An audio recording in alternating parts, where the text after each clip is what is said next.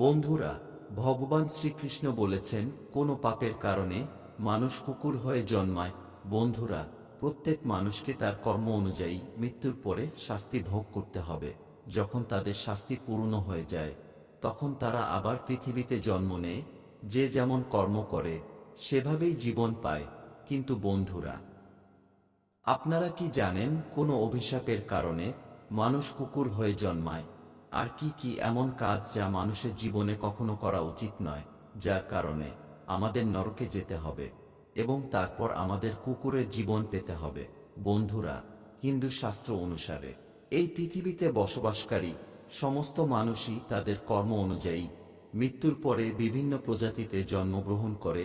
কিছু ধর্মীয় গ্রন্থে এটাও বলা হয়েছে যে যারা তাদের জীবনে অনেক পাপ করেছে তারা এমন এক অবস্থায় জন্মগ্রহণ করে যেখানে তারা তাদের কষ্ট অন্য কাউকে বলতে পারে না কিংবা কারো সাথে ভাগ করতে পারে না।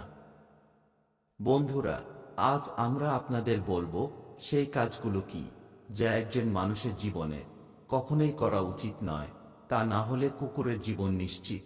আপনাদের সকলকে অনুরোধ করছি, এই গল্পটি শোনার আগে কমেন্ট বক্সে জয় শ্রীকৃষ্ণ লিখে ভিডিওটি লাইক করুন এবং চ্যানেলটি সাবস্ক্রাইব করুন, যাতে আপনারা সবাই কল্পনা কুটির ফ্যামিলির সাথে যুক্ত থাকেন।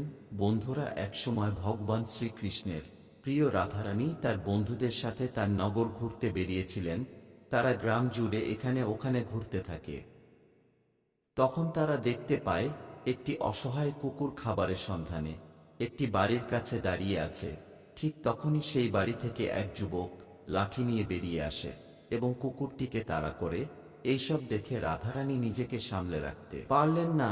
তিনি তার বন্ধুদের বললেন, বন্ধুরা, তোমরা সবাই নিজ নিজ বাড়িতে যাও। এখন এখান থেকে আমি আমার প্রভু শ্রীকৃষ্ণের কাছে যাব এবং তাকে কিছু প্রশ্ন করব। তারপর সেখান থেকে রাধারানী ভগবান শ্রীকৃষ্ণের সাথে দেখা করতে রওনা হল। এদিকে ভগবান শ্রীকৃষ্ণ তার রাজপ্রাসাদে সোনার তৈরি সিংহাসনে বসেছিলেন। তখন তার প্রিয় রাধারানী রাজভবনে যান এবং ভগবান শ্রীকৃষ্ণকে জিজ্ঞেস করেন, হে প্রভু, আজ যখন আমি আমার গ্রামে বেড়াতে যাচ্ছিলাম তখন আমি দেখলাম যে একটি কুকুর তার দুর্বিষহ জীবন যাপন করছে। যেই সে লোকেদের ঘরের দরজায় গেল, একজন তাকে লাঠি দিয়ে মারতে থাকে। খাবারের জন্য তাকে এদিকে ওদিকে ঘুরে বেড়াতে হচ্ছে। সে কোথাও পেট ভরে খাবার পেল না। তাই প্রভু, এটা দেখে আমার মনে একটা প্রশ্ন জাগে এবং আমি চাই আপনি আমার প্রশ্নের উত্তর দিন। বন্ধুরা, তখন ভগবান শ্রীকৃষ্ণ বলেন, হে প্রিয় রাধারানী, আপনার মনে যে প্রশ্নই থাক আমাকে বিনা দ্বিধায় বলুন, আমি অবশ্যই আপনার প্রশ্নের উত্তর দেব। তখন রাধারানী বলেন, হে প্রভু, আমার প্রশ্ন হল, কোনো পাপের কারণে মানুষ কুকুরের জন্ম পায়? তারপর ভগবান শ্রীকৃষ্ণ বলেন, হে প্রিয় রাধারানী, আজ আপনাকে এমন একটি গল্প বলবো যা শুনলে আপনি অবশ্যই আপনার প্রশ্নের উত্তর পেয়ে যাবেন। সেই জন্য প্রিয়, এই গল্পটি মন দিয়ে শুনুন। তখন রাধারানী বলেন, হে ভগবান, আমাকে গল্পটি বলুন, আমি এই গল্প মন দিয়ে শুনব। তখন ভগবান কৃষ্ণ গল্প বলতে শুরু করলেন। একসময় ভগবান শ্রীরাম যখন তার রাজসভায় বসেছিলেন তখন তিনি একটি কুকুরের কান্নার শব্দ শুনতে পেল।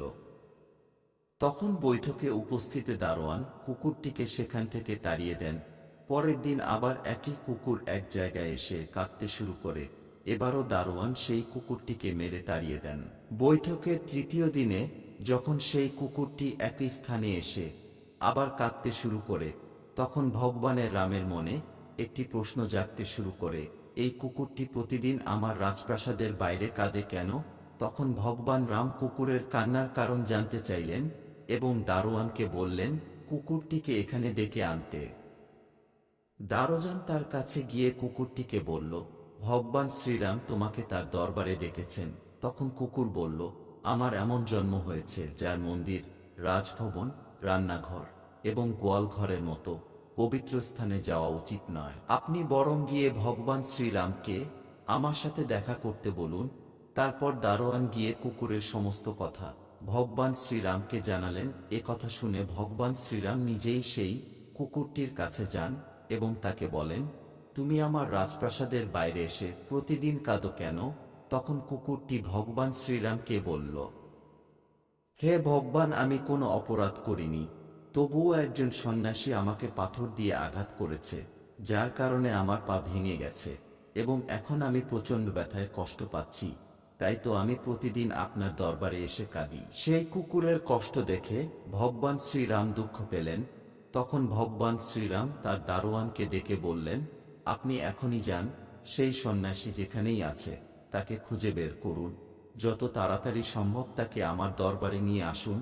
ভগবান শ্রীরামের অনুমতি পাওয়ার সাথে সাথে তার দুইজন সৈন্য সন্ন্যাসীর বাড়িতে গিয়ে সন্ন্যাসীকে সাথে নিয়ে ভগবান শ্রীরামের দরবারে আসেন।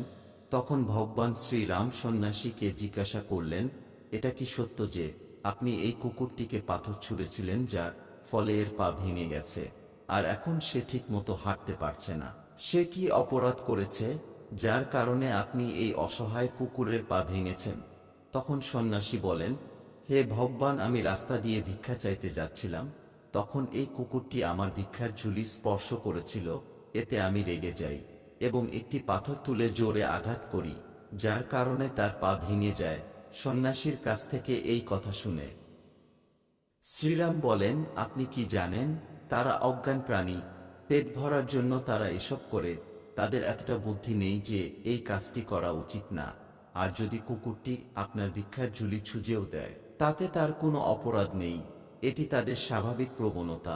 আপনি এত ছোট কাজের জন্য এই কুকুরকে এত বড় শাস্তি দিতে পারেন না। আপনি সন্ন্যাসী হয়ে কুকুরের পা ভেঙে অপরাধ করেছেন, তাই আপনি অপরাধী। এরপর ভগবান শ্রীরাম সেই কুকুরটিকে বলেন, এই সন্ন্যাসী তোমার অপরাধী, তুমি তাকে যা খুশি শাস্তি দিতে পারো। ভগবান শ্রীরামের এই কথা শুনে কুকুরটি বলল, হে ভগবান, এই সন্ন্যাসীকে কোনো না কোনো প্রাসাদের রাজা করে দেওয়া হোক। তখন ভগবান শ্রীরাম কুকুরের কথা মেনে নিলেন এবং সন্ন্যাসীকে রাজার পোশাক পরিয়ে ঘোড়ায় বসিয়ে একটি প্রাসাদে নিয়ে গিয়ে তাকে সেখানকার রাজা করে দিলেন। সন্ন্যাসী রাজা হয়ে সোনার তরী সিংহাসনে বসে ভাবতে লাগল, রাজার পোশাক পেয়েছি, রাজ্য পেলাম, রাজকোষে থাকা এত সোনা দানাও আমার। আমি স্বপ্নেও ভাবিনি যে আমার জীবনে আমি রাজা হব, আর একটা কুকুর আমাকে রাজা বানিয়ে দিল। সত্যি এই কুকুরের কোনো বুদ্ধি নেই, কারণ আমি তার পা ভেঙেছি, কিন্তু আমাকে শাস্তি না দিয়ে সে আমাকে প্রাসাদের রাজা বানিয়েছে। এইসব দেখে মানুষজন খুব অবাক হলো। লোকেরা ভগবান শ্রীরামেরকে জিজ্ঞাসা করলেন, হে ভগবান, এই কুকুরটি কেন এই সন্ন্যাসীকে শাস্তি না দিয়ে রাজপ্রাসাদের রাজা করল, অথচ সেই সন্ন্যাসী এই কুকুরের পা ভেঙে দিয়েছিল? রাজ্যের মানুষের কাছ থেকে এই কথা শুনে ভগবান শ্রীরাম বললেন, এই প্রশ্নের উত্তর একমাত্র কুকুরই দিতে পারে। তারপর সবাই সেই কুকুরের কাছে গিয়ে জিজ্ঞেস করল, কেন তুমি সেই সন্ন্যাসীর সাথে এমন করলে? তাকে শাস্তি না দিয়ে তাকে রাজ্যের রাজা বানিয়েছ। তোমরা জানতে চাও কেন ওই সন্ন্যাসীকে শাস্তি না দিয়ে তাকে রাজপ্রাসাদের রাজা করলাম? শোনো তাহলে, অন্যায় কাজ করা রাজা, বাড়িতে আসা ভিক্ষুকদের তাড়িয়ে দেওয়া মানুষ, অন্যের সম্পত্তি হস্তগত করা ব্যক্তি এবং যে দরিদ্রদের নির্যাতন করে তারা মৃত্যুর পরের জন্মে কুকুর হয়ে জন্মায়। এতে কোনো দ্বিধা নেই যে একজন লোভী রাজা সর্বপ্রথম গরিবদের হয়রানি করে এবং তাদের সম্পত্তি আত্মসাৎ করেন।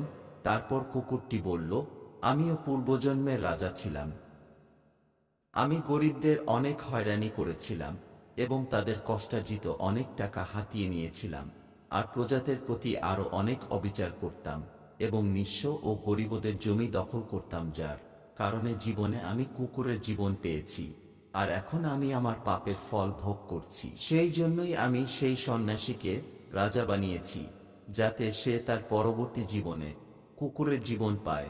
তখন সে জানবে কুকুরের জীবন কত কষ্টের এবং পেট ভরার জন্য কত লোকের কাছে মার খেতে হয়। এই সমস্ত পাপের কারণে মানুষেরা মৃত্যুর পরে আবার জন্ম নিলে কুকুরের জন্ম পায়। তাই বন্ধুরা, যে কোনো প্রাণীর সাথে ভালো ব্যবহার করুন এবং আপনার সামর্থ্য অনুযায়ী তাদের সাহায্য করুন এবং পুণ্য অর্জন করুন, আর না হলে কুকুরের জন্ম আপনার নিশ্চিত।